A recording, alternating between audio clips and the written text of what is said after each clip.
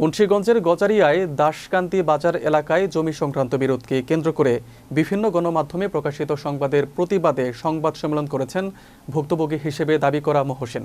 শনিবার সকাল 11টায় ঢাকা-চট্টগ্রাম মহাসড়ক সংলগ্ন বাউশিয়া উন্নয়ন সমিতি মার্কেটে এ সংবাদ সম্মেলনের আয়োজন করা হয়। মুন্সিগঞ্জ জেলা প্রতিনিধি এস.এম. নাসির উদ্দিন জানান, সংবাদ সম্মেলনে মহসিন বলেন, গত 2 জুলাই কয়েকটি গণমাধ্যমে তার বিরুদ্ধে প্রকাশিত সংবাদে প্রকৃত ঘটনা উপস্থাপন করা হয়নি। তার দাবি, মিথ্যা ও বিভ্রান্তিকর তথ্যের ভিত্তিতে সংবাদ প্রকাশ করা হয়েছে, যা তার সামাজিক সম্মান ক্ষুণ্ণ করেছে। তিনি বলেন, তার ভাই মিজানুর রহমানের নামে কোনো জমি দলিল করে দেননি, বরং প্রয়োজনে ভাইয়ের কাছ থেকে 1,85,000 টাকা ধার নিয়েছিলেন। সে সময় প্রমাণ হিসেবে একটি খালি স্ট্যাম্পে স্বাক্ষর করেছিলেন বলে দাবি করেন তিনি।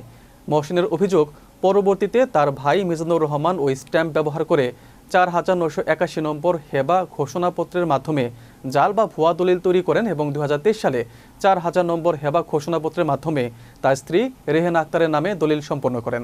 এ বিষয়ে তিনি আদালতে দলিল বাতিলের মামলা করেছেন, যা বর্তমানে বিচারাধীন রয়েছে। আমার ভাই যে পিছনের যে চেয়ার ওইখানটা উঠাইবে, সেই স্টাম্প আমার থেকে টিপ নিছে, ব্লাইন্ড স্টাম্পে প্লাস আমার ছবি নিছে, ভোটার আইডি কার্ডও নিছে। নেওয়ার পরে আমি ভাইয়ের থেকে প্রায় 2 লক্ষ টাকার মতন ধার নিয়েছিলাম। তা ধার নেওয়ার পরে 1 বছর পর আমার ভাইকে আমি বললাম যে আপনি যে 2 লাখ টাকা নিয়েছিলাম, 2,10,000, এই টাকাটা আপনি দয়া করে আমার থেকে এই নিয়ে যান, আমার দলিলটা ফেরত দেন। কয় না, দলিল আমি ফেরত দেওয়া যাইব না, পরে নিস।